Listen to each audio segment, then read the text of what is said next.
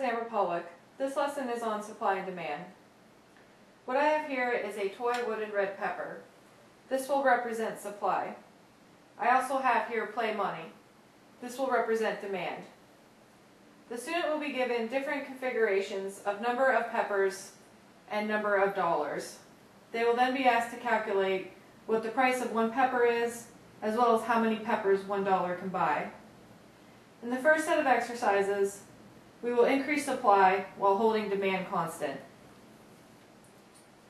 So here there is one pepper and $3. The student would write down that the pepper would be $3 and $1 can buy 1/3 of a pepper.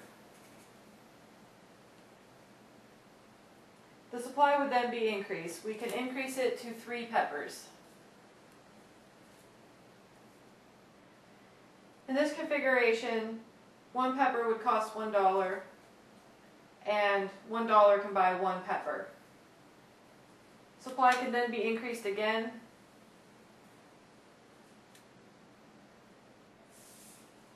to 6 peppers, and in this situation each pepper costs 50 cents and $1 can buy 2 peppers. The lesson here is that as supply increases, the price is going down.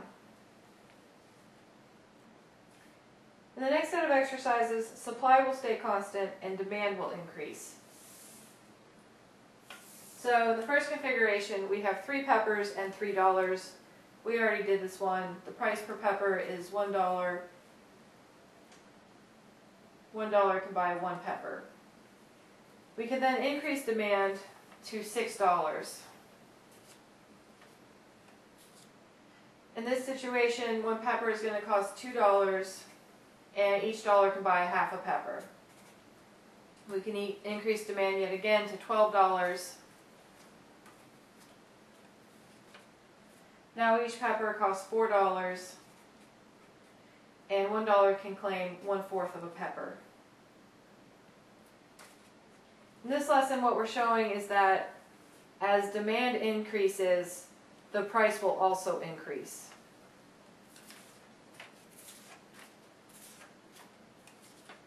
So one of the things that this lesson is showing is that it doesn't matter so much how much money you have, but rather what that money can buy. A lot of people think that having a lot of money means you're rich. It's all well and good. Having more money is usually a better thing than not having a lot of money. But it doesn't tell the whole story. At one point in our configuration, we had $12 on the table. That $12, however, could only buy 3 peppers. In another configuration, we had $3 on the table, but it could buy 6 peppers. Another way I like to explain this is that 100 years ago, $10 could buy a man's suit. Now it costs $500 to buy a man's suit. The person who has $500 today is no richer than the person who had $10 100 years ago. They could both buy the exact same thing, one man's suit. This lesson also illustrates that the most happy state of things is when supply is high. Adam Smith describes this as opulence.